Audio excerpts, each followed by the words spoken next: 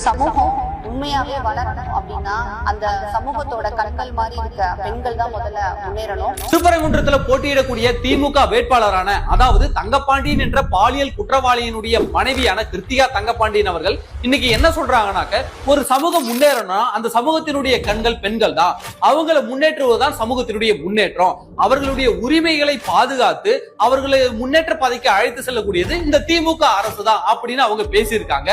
ஆனால் கிருத்திகா தங்கப்பாண்டியன் அவர்களே, நீங்கள் ஒன்றை புரிந்து கொள்ள வேண்டும். இந்த திமுக ஆட்சியில தான் பெண்களுக்கு எதிரான வன்கொடுமைகள் அதிகரித்திருக்கிறது. இந்த திமுக ஆட்சியில மட்டும் கிட்டத்தட்ட 18,200 வன்கொடுமை வழக்குகள் பதிவாயிருக்கிறது. அதுல கிட்டத்தட்ட 6,999 வழக்குகள், அதாவது 7,000 வழக்குகள் சொல்லலாம், போக்சோ வழக்குகள் பதிவாயிருக்கிறது. அந்த போக்சோ வழக்குனா என்ன தெரியுமா? 18 வயதுக்கு கீழே இருக்கக்கூடிய பெண் குழந்தைகளை வன்கொடுமை செய்த வழக்கு.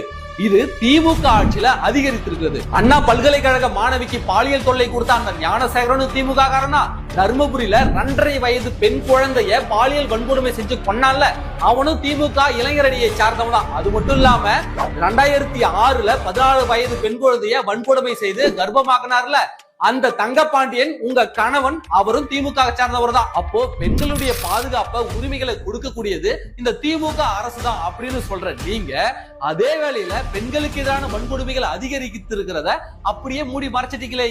அது மட்டும் இல்லாம பெண்களுக்கான உரிமைகளை நீங்க வாங்கி குடிக்கிறதா இருந்தா நீங்களும் ஒரு பெண் தான் அப்படின்னாக்க, பெண்களுக்கு எதிரான வன்கொடுமையை நான் ஒருபோதும் ஏற்றுக்கொள்ள மாட்டேன் அப்படின்னு நீங்க ஒருவேளை நினைச்சீங்கன்னா, உங்க கணவன் தங்கப்பாண்டியனால பாதிக்கப்பட்டால 14 வயது பெண் குழந்தை, அந்த குழந்தைக்கு முதல்ல நீங்க நீதி வாங்கிட்டாங்க. அந்த குழந்தைக்கு நீதி வாங்கி கொடுத்துட்டு, நான் கிளீன் ஹேண்டு, என்னுடைய புருஷனே தப்பு பண்ணி இருந்தா கூட நான் தண்டனை வாங்கி கொடுப்பேன், நான் பாதிக்கப்பட்ட பெண்களின் பக்கம் தான் இருப்பேன் அப்படின்னு நீங்க சொல்லுங்க. அப்ப நாங்க ஏத்துக்கிறோம். உண்மையாகவே இந்த திமுகவும் நீங்களும் பெண்களுடைய வளர்ச்சிக்காகவும் பெண்களுடைய உரிமைக்காகவும் பெண்களுடைய முன்னேற்றத்திற்காகவும் போராடக்கூடியவர்கள், பாடுபடக்கூடியவர்கள் அப்படின்னு அப்ப நாங்க ஏத்துக்கிறோம். சரிங்களா?